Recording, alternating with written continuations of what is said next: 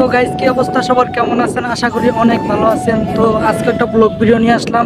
তবে আজকেরটা খুবই স্পেশাল। এমন একটা জায়গায় আসছি, খুবই পরিবেশ ঠান্ডা নিরিবিলি। আমার পিছনে মেন রোড, এটা হচ্ছে আপনার শ্রীপুরের দিঘা মুজারমেলের ভিতরে।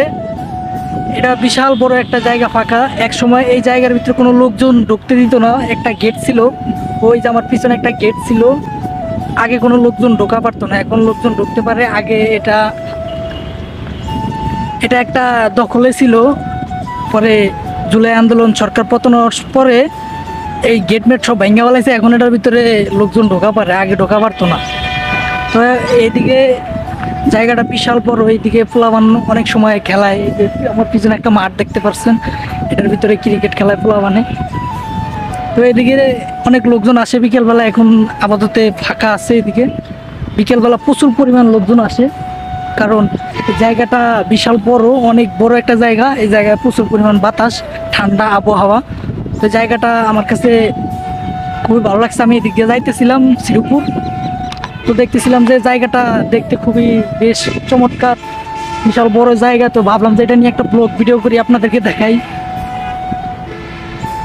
তো ব্যক্তিগতভাবে আমার কাছে জায়গাটা খুবই ভালো লাগছে, একদম নিরিবিলি ঠান্ডা জায়গা। তো আপনাদের কাছে কেমন লাগে সেটা অবশ্যই কমেন্ট করে জানাবেন। আর আপনি যদি ঘুরবার আইতে চান, এই জায়গায় আসতে পারেন, কোনো সমস্যা নাই। প্রচুর পরিমাণ লোকজন আসে এই জায়গায় ঘুরতে। আপাতত আমি একলাই আইছি, আমার সাথে আরো জুয়েল ভাই আইছিল। আমরা দুইজন ছিলাম অলরেডি। সে এক জায়গায় ওই গরুর হাটে, সে গরুর হাটে ভিডিও করতেছে, আর আমি ভাবলাম যে জায়গাটা নিয়ে একটা ব্লগ ভিডিও করি। তো আমার কাছে জায়গাটা খুবই ভালো লাগছে, এই জন্য ব্লগ ভিডিও করতেছি। চারিদিকে খুবই ঠান্ডা। এটা একটা রোড, প্রায় মেন রোডের মতো দেখতে, রাস্তাটা দেখতে খুবই সুন্দর। ওই যে আমার পিছনে অনেক দেখতে পারতেছেন, ওই যে পুষ্কুনি, বিশাল বড় পুষ্কুনি। ওই যে ওইটা পুষ্কুনিটা অনেক বড়, প্রায় নদীর মতো দেখা যায়।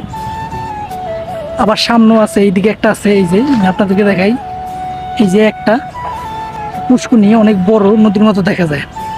তো আপনাদেরকে আমি ওই পুষ্কুনিটা কাছ থেকে দেখাই, কাছ থেকে দেখাইলে অনেক বড় দেখা যাবে। পানিগুলো হয়তো ভালো না, কারণ ঢাকা শহর তো, ঢাকা শহরের পুষ্কুনির পানি ভালো থাকে না, কেননা প্রায় হাউজের পানি, ড্রেনের পানি সব এইদিকে নামে, এই জন্য হয়তো বা ভালো না।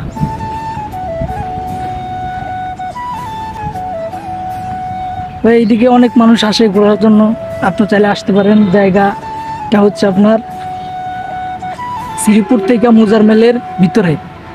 মুজারমেল থেকে শ্রীপুর যাওয়ার সময় দেখবেন মাঝখানে এরকম একটা ফাঁকা জায়গা, রাস্তা আছে ভিতরে ঢোকার জন্য। তো আপনি চাইলে আসতে পারেন। এই যে আমার পিছনে এই যে পুষ্কুনিটা বিশাল বড়, বিশাল বড় পুষ্কুনি। তো কেমন লাগলো আপনাদের কাছে এই জায়গাটা অবশ্যই কমেন্টে জানাবেন, আর বেশি বেশি করে শেয়ার করে দিবেন। ধন্যবাদ।